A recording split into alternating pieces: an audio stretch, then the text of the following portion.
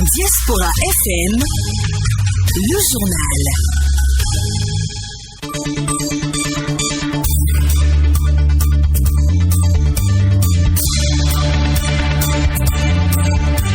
Bonsoir à tous, ravi de vous retrouver pour les infos de la soirée sur la 102.3. Voici les titres. Réélu le 11 avril dernier, le président Patrice Talon promet quitter le pouvoir en 2026 à la fin de son second mandat en cours. Il a pris l'engagement devant plusieurs organisations de la société civile ce samedi à Cotonou. Le 1er août, dans la sobriété comme l'année dernière, il n'y aura pas de défilé et autres réjouissances pour marquer la fête de l'indépendance du Bénin.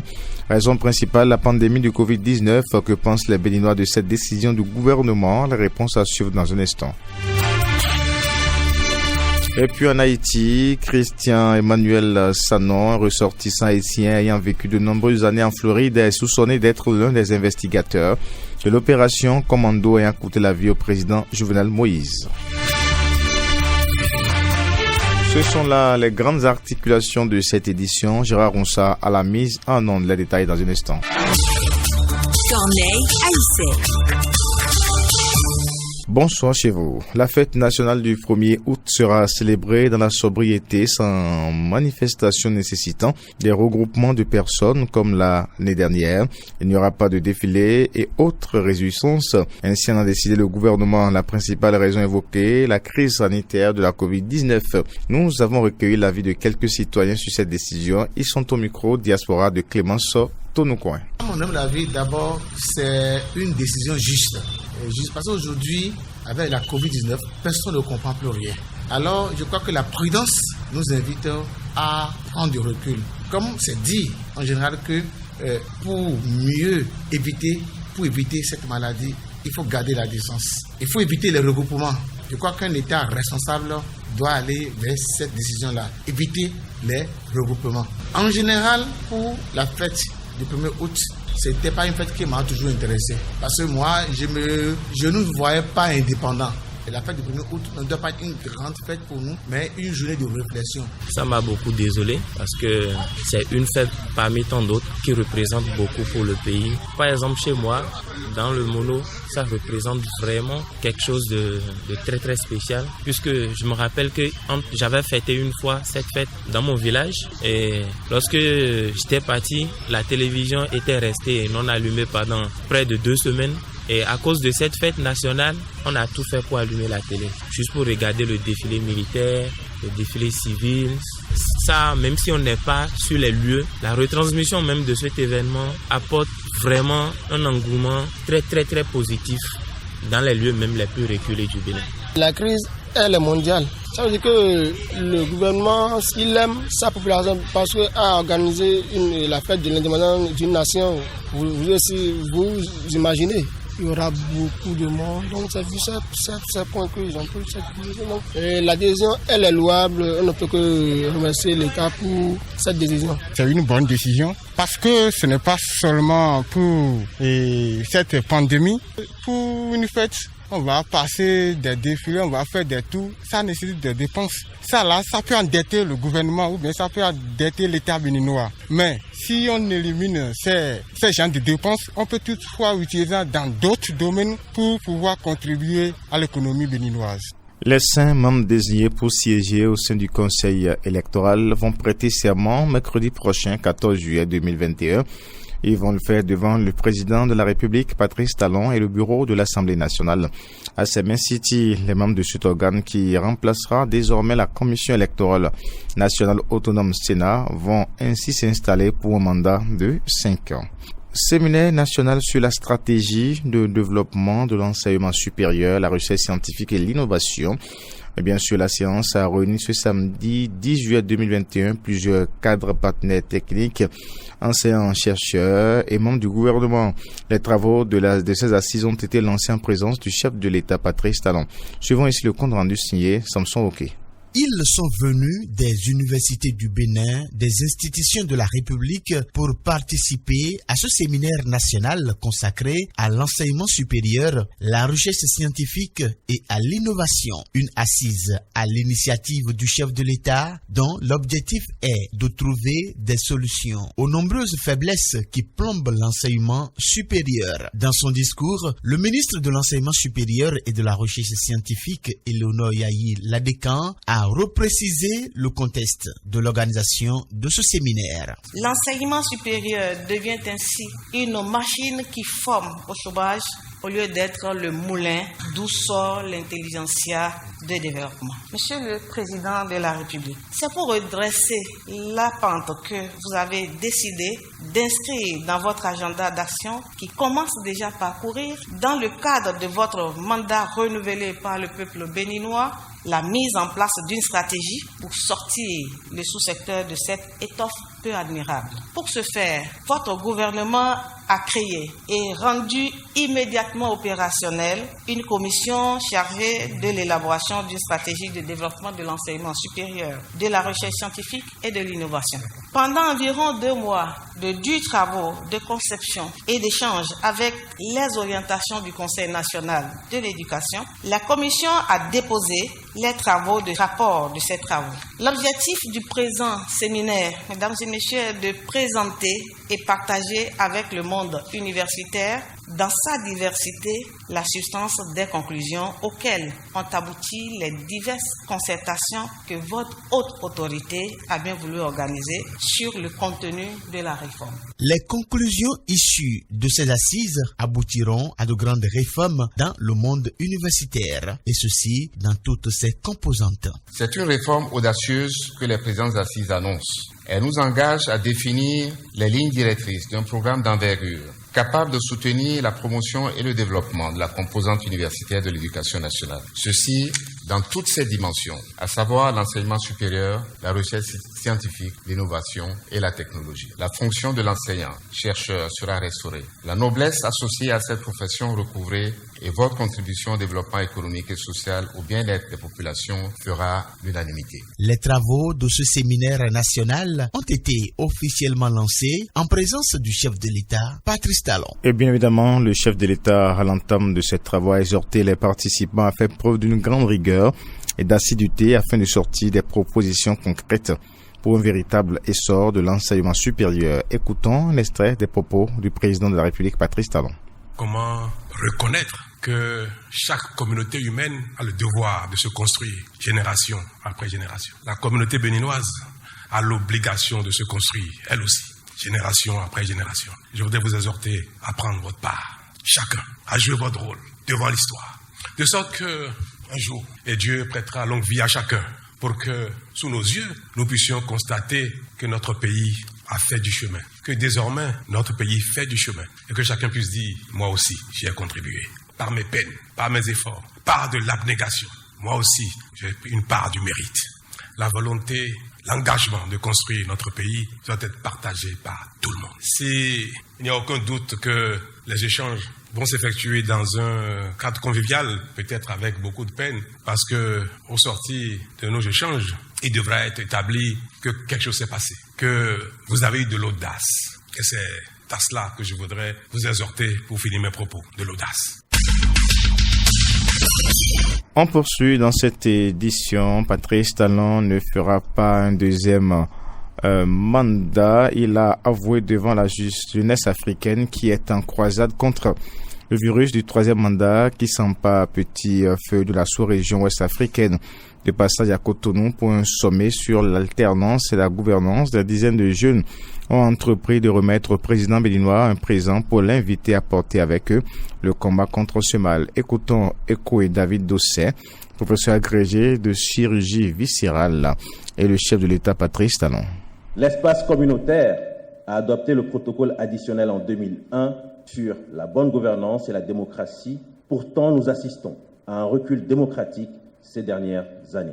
Le virus du 3e mandat en Afrique, nouvelle forme de coup d'État, a atteint l'Afrique de l'Ouest et bouscule la vie dans nos nations. Excellence, votre pays peut-il produire un vaccin contre cette pandémie. Nous voulons bien le croire, car la Constitution béninoise stipulant qu'en aucun cas, nul ne peut faire plus de 2 mandats dans sa vie. Pourriez-vous alors accepter ce témoin symbolique pour que Cotonou devienne la capitale de la limitation de mandats en Afrique? La symbolique du 2 se retrouve dans ce témoin africain comme le nombre de mandats maximum que nous défendons dans le continent. S'en suivra une campagne panafricaine de mobilisation autour de la limitation de mandats pour une dévolution démocratique. J'ai en tout cas l'obligation de ne pas donner de leçons.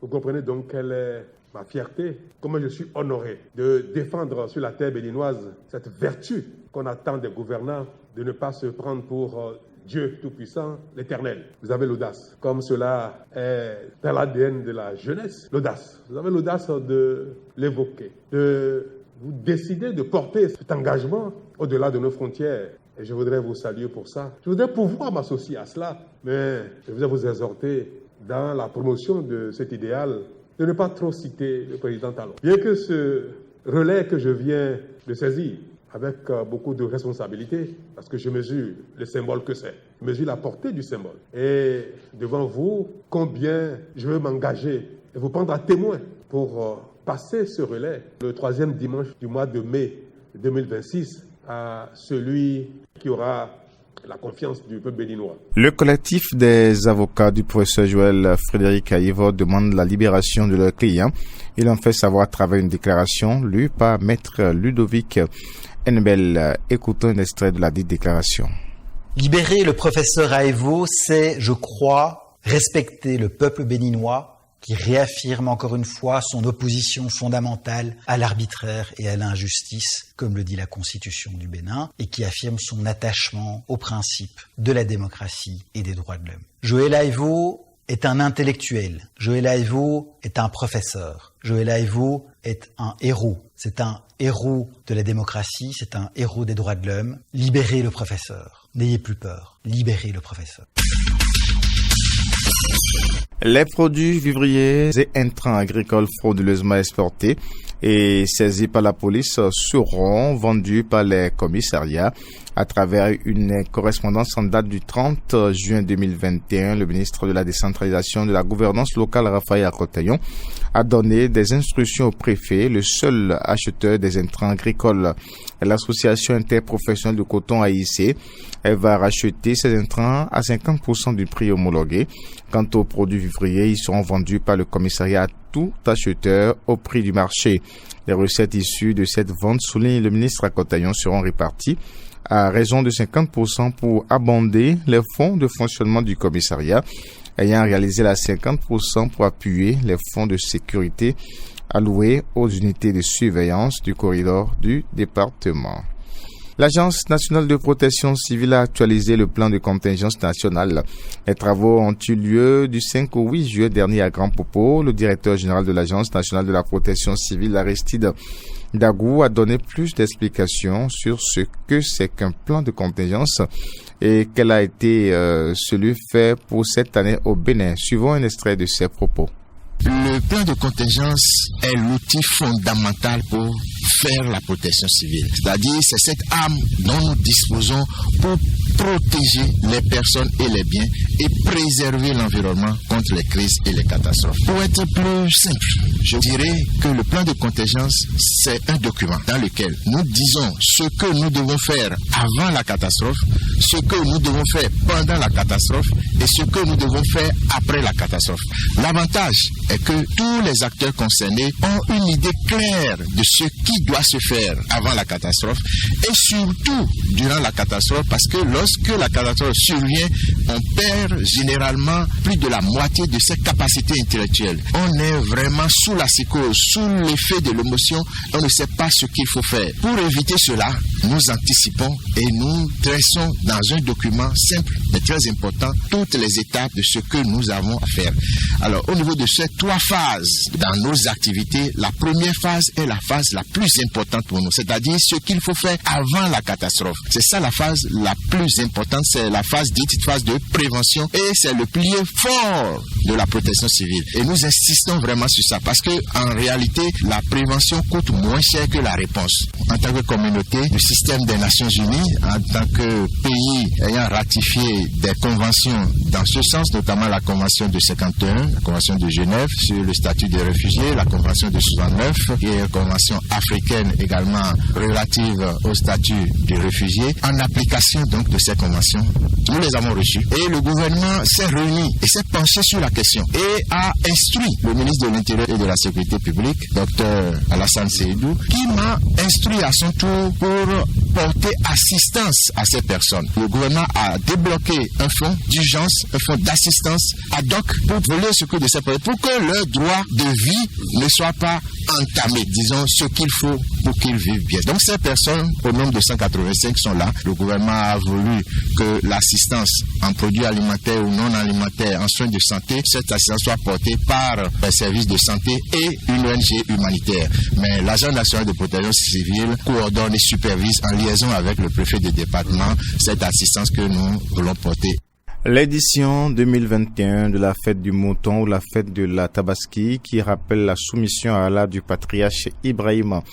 Lorsque Allah lui recommande de lui offrir en sacrifice son fils Ismaël, sera célébré le 20 juin. L'annonce a été faite ce vendredi par la Cour suprême d'Arabie. Pour rappel, chaque année, les fidèles de la confession musulmane célèbrent cette fête en mémoire de l'acte de fidélité dans la foi de leur père Ibrahim.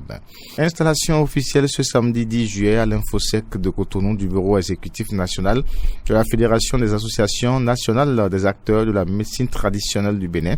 La cérémonie a connu la présence de quelques autorités politico-administratives. Clémence Tournoucoin. Les associations nationales des acteurs de la médecine traditionnelle du Bénin se mettent ensemble pour mieux défendre les intérêts de leur corporation. Elles ont procédé ce samedi 10 juillet à l'installation officielle du bureau exécutif national de leur fédération. Pour le président du conseil d'administration de la Fédération des associations nationales des acteurs de la médecine traditionnelle du Bénin, Caliste Adé, l'événement de ce jour n'est pas un fait de hasard. Nous avons définitivement compris que nul n'est heureux tout seul et que les acteurs de ce secteur de la pharmacopée et de la médecine béninoise doivent se donner la main, s'unir, aller dans la même direction et ne plus laisser la place aux démons de la division. Des comportements de certains responsables ont conduit les acteurs de la médecine conventionnelle à être méfiants vis-à-vis de leur maman chérie qu'est la médecine traditionnelle. Les attentes de nos populations en termes de soins de qualité sont nombreuses. C'est une prestation de serment qui a consacré la prise de fonction des membres de la fédération. Monsieur le Président, je me jure. Le président de la fédération, Basile Badjitor, place son mandat sous 2 priorités. La première est la valorisation des acteurs de la médecine traditionnelle. Ce travail est indispensable pour la productivité et la production du secteur. Sur ce chantier, nous aurons au programme l'assainissement de notre corporation, la formation des praticiens, l'information sur les opportunités, l'accompagnement des praticiens dans la saisie des opportunités. La seconde est l'amélioration de la contribution des acteurs de la médecine traditionnelle à l'économie du pays. Le ministère de la Santé, représenté à la cérémonie par Jacques Kassavi, a fait quelques recommandations à la fédération pour une véritable renaissance de la médecine traditionnelle au Bénin. La renaissance de la médecine traditionnelle passe nécessairement par les bonnes pratiques, le contrôle de toxicité, la vérification de la composition chimique des plantes, l'efficacité et l'innocuité des médicaments, toutes choses qui éloignent la contestation et mettent les patients en confiance. Le secrétaire général du conseil d'administration de la fédération invite les acteurs de la médecine moderne à une collaboration pour le bien-être des populations. Nous invitons une fois encore la médecine conventionnelle, les acteurs de la médecine conventionnelle à nous rejoindre, à nous tendre la main pour que ensemble on puisse relever le défi qui est de sauver l'humanité. Au cours de la cérémonie, quelques principes et valeurs de la médecine traditionnelle ont été rappelés à tous les membres de la fédération. Les nouvelles africaines et internationales. En Haïti, Christian Emmanuel Sanon, un ressortissant haïtien ayant vécu de nombreuses années en Floride, est soupçonné d'être l'un des instigateurs de l'opération Commando ayant coûté la vie au président Jovenel Moïse. L'homme de 63 ans se présente comme un médecin et pasteur. Dimanche, les autorités ont annoncé avoir été l'un de ces instigateurs présumés de l'opération. Christian Emmanuel Sanon, ressortissant de 63 ans, ce dernier est soupçonné d'avoir commandité l'opération durant laquelle le président a été exécuté le 7 juin en pleine nuit dans sa résidence par un commando composé de 2 Haïtiens américains et de 26 anciens militaires colombiens. 3 ont été tués par la police, 18 arrêtés et 5 seraient toujours en fuite. Dimanche 10 juillet, le projet initial de Christian Emmanuel Sanon n'était pas l'exécution de Jovenel Moïse, mais son arrestation afin de prendre sa place. Christian Emmanuel Sanon est né en 58 dans la commune de Marigot, dans le sud-ouest du pays. Il est revenu en Haïti au mois de juin, selon la police, après avoir vécu de nombreuses années en Floride. Sur son compte Twitter, l'homme se présente comme un docteur en médecine et un pasteur chrétien qui apporte un leadership pour Haïti à travers une vie d'action positive et d'intégrité absolue. En Afrique du Sud, plusieurs provinces sont en proie depuis vendredi à de violentes protestations exacerbées par la crise économique. Un mouvement de protestation nourri par le désespoir économique aggravé par les restrictions imposées depuis fin juin. Face à une troisième vague meurtrière de Covid-19, face à la multiplication des pillages, l'armée a été appelée en renfort. Bruxelles a annoncé ce 12 juillet, sous la pression de Washington, le dégel de son projet de taxe numérique pendant les négociations à l'OCDE sur une réforme de la fiscalité des multinationales qui doivent s'achever en octobre. La question de cette taxe devrait être au cœur de la réunion des ministres des Finances de la zone euro cet après-midi à Bruxelles avec la secrétaire au Trésor américain. La question de cette taxe devrait être au cœur de la réunion des ministres des Finances de la zone euro ce lundi à Bruxelles avec la secrétaire au Trésor américaine. Cette taxe inquiète les Américains car elle va s'ajouter à une imposition minimale de 15% sur les multinationales dans le monde entier. Un nouvel impôt qui a été validé par le G20 ce samedi 10 juillet. Et puis ce dimanche 11 juillet, Cuba a vécu une journée historique. Des manifestations inédites se sont emparées de tout le pays. Des Sud-Ouest des Cubains ont manifesté au cri de liberté et à bas la dictature sur l'île dirigée par l'unique parti communiste depuis plusieurs décennies. Les manifestations sont interdites, mais la crise a eu raison des interdits et des peurs. Cuba subit une crise économique très violente depuis maintenant de nombreux mois. La faute, entre autres, à des mesures prises par l'ancienne administration américaine, mais pas seulement.